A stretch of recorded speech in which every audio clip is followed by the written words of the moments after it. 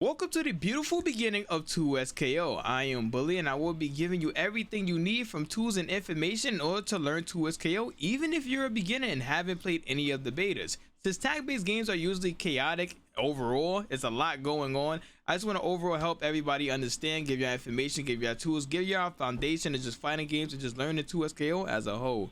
Without wasting any more time, are y'all ready? 2SKO buttons map out the 6 different options you can do. We call L light attack, M is medium attack, H is heavy attack, T is for tag, S1 is for special 1, and S2 is for special 2. Movement is way more different. If you look at the chart, we'll say 6 for forward, 4 for back, 2 for down, and 8 for up. Sometimes if you are watching a combo video or a video that is explaining combos or buttons, they won't even have directions, they will have this notation. So if you see the combo and it say 2M, you will have to press down and press medium attack. If you see a notation that says 6S1, then you will have to hold forward and do special 1. Here's how the buttons is actually mapped on a controller, and make sure you take a screenshot. But if you do want the controller settings I have, this is it. And I will be having a way more in-depth video explaining why I have it the way I have it, opposed to the original settings that it comes with. With the buttons and notations covered, let's move into basic movement. As we know, 6 moves you forward and 4 moves you back. And with you knowing that notation, I will go back to same direction so that way your brain just don't get overloaded. Double tapping forward gives you the forward dash, and double tapping back gives you a back dash. But you can also bind a button for that, so that way it's a little bit more easy on the hands. Also, if you press forward and hold the second forward, you will actually get the ability to run. You also have to hold down in order to crouch and up in order to jump. Now keep in mind, if you do press up back, as in up and back, you will get a back jump. If you press up and forward, you will get a forward jump. If you do down forward, you will actually be holding down and forward, which means you wouldn't be blocking. And if you hold down back, you will be actually crouch blocking, which is the safest way to actually block inside this game. Now, since we know the buttons and the notations and how to actually move around, it's going to be way easier for us to see stuff and actually implement it. So without wasting any more time, let's move into the attack and defense. Now, I know you didn't download a brand new free game in order to block, but this is pretty important so that way you don't lose as fast as possible. Blocking comes in 2 parts. Holding back gives you a stand guard, and holding down back gives you a crouch guard. Knowing this, 2SKO attacks comes in high, lows, and overheads. Highs are generally fast moves, special cancelable moves that can be blocked by stand guarding or low guarding. Lows are usually slower than highs, not by a lot, but have good rewards. Lows exist to stop your opponent from stand guarding all day, so lows must be crouch guarded. Yet with overheads, they're usually reactable but are insane combo starters. Overheads exist to stop your opponent from crouch guarding all day, which means that overheads must be stand guarded. Like many 2D fighters, we will be spending most of our time in 2SKO cross blocking since it covers highs and lows. Everything that's not grabs or command grabs can be blocked by crouching and or standing. There's also a more advanced technique for beating these attacks. If you read that an attack is coming, you can press and hold light plus heavy or down light and heavy as the attack is about to hit you. If your timing is good, you execute a parry and get a mini combo. So if you have the reaction, you gotta read on your opponents, and you have the extra super meter, you will successfully perform a parry. But not every 2SKO move have the same property. Mainly every move is going to be a high with a few exceptions of lows, but there are additional properties that some moves may have. Like everyone has a universal launcher, which is down plus heavy, but it also have anti-air properties, which means that air attacks it will usually beat. Holding the heavy button fully charges up your heavy attack, which can be checked or mashed on if the person actually reacts, but if it connects to a block, it goes from a normal button to a very plus move. Darius is one of the unique characters because he's one of the only characters that has a DP, a fully startup attack, which is down for a special 2 that allows him to have a fast special armor attack to get the opponent off of you, but be aware it is very punishable. Yasuo will have a wind wall that's anti-projectile, but if he hits the wall with special 1 or special 2, it turns it into an attack. Vi also has special property moves when a good amount of her moves have OTG, which is on the ground hits, basically to where if somebody's on the ground you're able to pick them up with an attack. Most of these moves will not have symbols, so that way it could be a little bit more understanding, maybe descriptions, but if there's not, there will be a link down below to help you inform you on every single move property. Now with that being said, with me playing a grappler, I gotta get into the throws. If you experience any 2D fighting game throws, they didn't throw any of the rules out the window. Generally throws are unblockables that can be escaped, but in 2SKO it is similar to Street Fighter to where you are guessing if they threw you or not. However, there's only a few ways to actually escape these throws. 1 is to take it with the grab command, 2 is to jump the grab grab, and 3 is to backdash the grab. But unlike normal grabs, command grabs, which is character specific, can only be jumped and backdash, so please do not be trying to break a command grab. Saying that, I think we covered all the basics for attack and defense. So let's move on to something that I know every character have: universal states. Now we want to make sure you always know what your character is doing. In 2SKO, characters can exist in many states. Depending on what state you are in, you gain access to new moves and lose access to other moves, because these states actually modify your character's actions. I think it's useful to think of them as stance. Standing is your default stance. It's how you start off the round. By holding down, down back, or down forward, you'll enter crouching state, but we also call this just being crouched. Some moves are only accessible from crouch, and you can find these moves on the move list by looking for these inputs on the screen. Jumping is a unique state, and some characters have unique jumping moves, but again, unlike other 2D or 3D fighters, these are used a good amount because you have access to blocking while jumping. Although jumping itself would be very risky like other games like Street Fighter, and 2SKO is very needed. The different moves that you also get inside of universal states can be used for mix-up combos, overheads, or overall just help you break your opponent's defense and do the most damage. But speaking about offense, if you was to get knocked down, how do you actually get up? With 2SKO being a traditional 2D game, it forces you to stand up when you are knocked down, but you are granted with your own options. If you take away nothing from this video, just remember this one thing: when you get knocked down, no matter the situation, you still have an option to defend yourself. Now there's two different knockdowns in 2SKO: a hard knockdown and a soft knockdown. On soft knockdown, you get access to every single defensive option. The first option is get up attack, which is pressing special 1 or special 2, and this is a universal get up attack that pushes your opponent, but please be careful because if it's readable and you do get blocked, it is heavily punished. Another option you could do off the wake up that I do not promote, but if it's needed you gotta do it, is super. Yes, if you have super meter and you believe your opponent is about to attack you, you can press super and it will absolutely hit them. Now rolling is a cool option for me. In order to access the roll when you are knocked down or soft knocked down, you can press forward or back, I'm pretty sure, with the button, and you will gain a little bit of invincibility frames. But be careful because if it's too predictable, they can chase you down and risk you getting grabbed. Quick rise is another good feature where you could just rise up and press a button to mess up your opponent's Oki timing. And I'm pretty sure inside the command list they also tell you that you can press up. However, the last option is parry, which is the newest option. Parry have two different variations to it: a high parry which stop high attacks, and a low parry to stop low attacks. But be careful if you're committed to these options because you also use a super bar in order to gain access to the parry. Now look at that, with this knowledge you already have so far, your foundation is getting way stronger. But let's talk about something you need knowledge on: stances. Stances in fighting games force you to usually guess for your life. It's important for you to actually identify the key mix-up threat so that way you can defend it, or just know your options as a whole so that way you can optimize it. For example, yasuo calm stance has options out of it that could give him a cross-up, more pressure, or have the ability to play keep out, which is actually a lot scarier though because they did buff his left-right mix-up, and if he wanted to, he could really play every single aspect of the game. There's not a lot of ways to actually mitigate these mix-ups outside of using resources, different wake-up attacks, or just taking a risk by pressing. Usually you'll want to run your own mix-ups and lock down the stance characters as much as possible. One general rule that I can give y'all is if an opponent actually hits you and go inside stance, most of these options you cannot mash out of, which means that you either will have to block or take a risk. With that being finished, I think we finished a good amount of the 2SKO mechanics. But now we have to talk about the 2SKO health system. In 2SKO, while you're taking damage, you get something called gray health. Gray health is where a portion of your recently taken damage is converted to temporary regenerating gray bar on your health bar, allowing you to recover it by tagging out. Gray health can be caused by chip damage also. Players can receive chip damage from special attacks, super attacks, and assist attacks, but certain characters like Darius have enhanced chip damage from their normal attacks. So keep that in mind if you die to chip or you just playing against Darius. But please do not forget, you get your recoverable health by tagging out the character, and you will just see the health going back up. However, this video cannot continue without talking about what makes this game 2SKO, which is the tag system. The tag button itself have so many options that we have to actually talk about. Let's start off with quick tag. Depending on whatever button you have it set to, quick tag is a faster way to tag in a teammate or the other character. What's so cool is that if you do press down and tag, you know how we have that launcher? You get a universal launcher that tags in your teammate the moment it actually connects. Handshake tag is accessible if your character or teammate is already on the screen after calling an assist. Super assist is a souped up assist that you only have access to after a character dies. It basically gives you utility after a character dies, but a harder hitting assist. Push assist is the original pushback from the beta test where you get a pushback on block. Using directions from the assist core changes the action that it do. For example, braum back assist is used for a shield, or braum forward assist is a shield bash. Sidekick, which is a fuse I will talk about a little bit later, is the only way to access charge assist. Yet if your tag team opponent is KO'd, they have the ability to activate Fury Break or Break in order to help you in certain situations. But one thing I do love about this game because of the impact that it has on the game is fuses. Fuses are very powerful playstyle modifiers that completely completely change the way your team could be played. At the start of each match, you are basically forced to choose a fuse out of the pool of 5, and I will be telling you what every single one could basically do. Double down is a fuse that allows you to not only use the point character super, but also the assist character super. In order to trigger this, you need to perform super with the second character if you have enough meter, as seen on the bottom of the screen. This also amplifies your damage output by a lot, and it's probably the safest way to tag in a teammate. 2x assist is a fuse that allows you to do 2 assists as long as the character is still on the screen. For example, let's say if you want to do wind wall with yasuo to stop projectiles, what you can also do is attack and assist to give you more leverage to actually push up, which means that projectiles wouldn't be hitting you. Yasuo will take the hit if they do throw out something, but if he do hit, he gives you leverage to actually walk up on them in neutral. Keep in mind, you can also tag the assist in as long as the assist character is still on the screen. This fuse enhances your control of the game, your mix-ups, and just more openness. Freestyle is the fuse that enhances your ability to mix up and increases your pressure on block. It allows you to double handshake tag, which opens up infinite possibilities of pressure and allow you to be more creative. So now we have the newest fuse additions, which is sidekick and juggernaut, but let's begin with sidekick. The sidekick fuse help you assist your point character with unique tools. You can also play with friends, but the second character can only do assist calls. This fuse allows you to store from 3 to 5 meters max. This fuse allows you to store up to 5 bars a meter, a health boost, defensive boost at 20%, the ability to double super, fury at the start of the game, and if your teammate have good reactions, they can also press buttons to reduce the amount of damage that you're taking. But unlike sidekick, juggernaut allow you to fight with one character with enhanced powers but no assists. With this fuse, you get a health boost. You start off with 2 meters the moment the game starts. You get a defensive boost at 30% health, but like I said, you still have no access to assists. However, in the beginning of the round, you can switch out your point character based off the matchup. So if you are playing with a teammate and I have a character that's better for this matchup, you could just tag me in the beginning of the round. If the other teammate have a better way to compete with this matchup, you would tag them in the beginning of the round. And please do not forget, you also get fury from the start. And with all of that, I think we talked about every single fuse. So let's cover break. Now the break mechanic is sort of like a burst from guilty, yet allows you to get out of a combo. But keep in mind, if it is blocked, it is very punishable. You will know if you have it by looking at the middle of the screen. There will be a bar to have to reach 100%. But if you are the last character, this break mechanic turns into fury break. Fury was a fuse, but now it's a mechanic that's tied into break. It gives you a 25% damage boost and reduction, but how long it lasts changes the amount of time that is used for. If it is used offensively and defensively, the buff will last 10 seconds. But if you use it in neutral, the buff will last 20 seconds. In fury, it also gives you the ability to dash cancel on hit and block, which help you heavily pressure wise, especially when you're solo. Lastly, for another reminder, we already know sidekick and juggernaut start off with fuse. That's only because you start off with one character. Other fuses have to wait until they're on their last character to access it. Super meter influences the game a lot because of what you can actually do with the meter. Not only can the super meter grant you super, but it also gives you access to parries and super assists. So please be careful, do not recklessly spam your bar. Then get mad when you lose because you don't have the certain option to cover another option. Now if you do, keep in mind, if you look at the bottom of your side, so if you're on P1 side, you will look at the left side and look at the bottom, there's 2 different super meters. It's not like the other games to where everybody meter is basically tied together. Every character had their specific super meter. So don't forget about that while you're playing the game because of how valuable this tool is. With these next 2 sessions, it's going to take you from a beginner to an intermediate in seconds. Frame advantage is super important the more you actually get into the game. Frame advantage is super important the more you actually get into the game, but instead of me just putting stuff on the screen for one example, I would love to explain everything to y'all. Frame data is basically measuring how long things take in frames. Now there's starter frames, active frames, recovery frames. So let's break all of this down in quick terms. Starter frames is how many frames it takes before the move actually hits. The fastest move is usually a like button. Active frames is how long a move is actively hitting you. For example, if this kick have a starter frame of 3, it will take 3 frames for the move to come out, but it is active for 4 frames, which means that if the opponent actually walks into any of these 4 frames, they will get hit. Recovery frames is how long you're stuck for if a move get blocked or if you just whiff. If you ever did a move in a fighting game and the opponent has so much time to run up on you and just hit you, yeah, that's recovery frames. A frame advantage and disadvantage is usually after a move ends, no matter if it's hit on block, who basically recovers the fastest. If you are +2, you recover 2 frames earlier, which means that your next move is guaranteed to be faster than this if they match, unless you're pressing a very slow button. But if you're a -5, your opponent actually recovers 5 frames faster. But if you're a -5, your opponent actually recovers 5 frames faster. Another example that I could give for this is if you are +5 after hitting a certain move, the next move that you throw up, the starter frames, is 5 less frames than the original. So if I throw out a move and it's +5 and I'm throwing out another move that has a startup of 7 frames, you would take away the starter frames. And 7 take away 5 is 2, which means that now the move will be coming out on the 2nd frame instead of the 7th. It's just basic math. Lastly is invincibility frames, where your character can't be hit. Like how Darius have a DP, everyone super, and everybody get up attack. It's important to know your fastest button and safest moves to not be punished a lot. Also acknowledging your punishment window so you can can optimize your combos. The more you know about frames, the easier it is to hit your opponent, and hitting your opponent is the goal of the game. Now, with the knowledge of everything that we talked about in this video, the last part of this video is strings and combos. A string is just a sequence of moves that chain together before your opponent can act. If you keep your buttons, frames, and special moves tight, the string is known as a true block string or a true string, where the opponent cannot do anything between hits. However, if you do not keep your strings frame tight, the string is turned into a block string, specifically meant to be pressure on block. Depending on the gaps and how you actually end the string could be punished heavily. The goal is to end safely and cancel it to safe options so that way you can keep your pressure or disengage. But lastly, we have hit strings, basically a string to where if you get hit, it turns into a combo. So if you hit somebody with a true block string and they do actually press,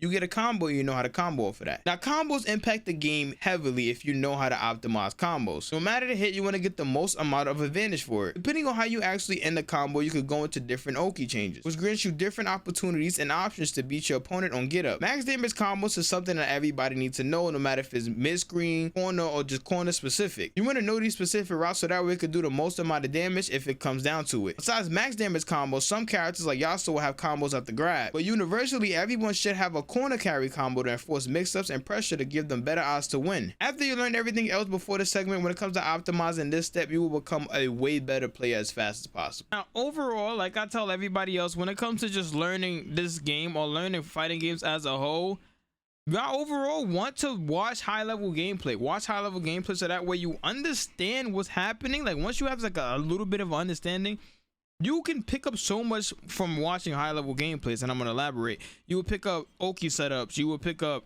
high damage and combos. You would pick up what moves they are actually doing. Like, if they do cross-up or something. Like, if they was to do like this. Hold on. Maybe I could. Oh, I got to do it fast. Is it? Oh, my God. It's down. Is this. Hold on. You see? Like, situations like that. I wouldn't have had known that if I wasn't watching any high level gameplay, like at all, like in terms of like the beginning of the year. So make sure you stay in tune with that. Study up your frame data so that way you know when you're plus and negative against most of the characters, only like 9 characters, so it'd be pretty much quick and easy to do. If there is something down below, I'll link it. Whether or not everybody like have like a list of like frame data, I'll link something down below when it comes to that. But other than that, that is pretty much it for the video. Make sure you leave a like, subscribe, hit the notification bell, to channel if you're not already. Catch you in the next one, y'all. Peace.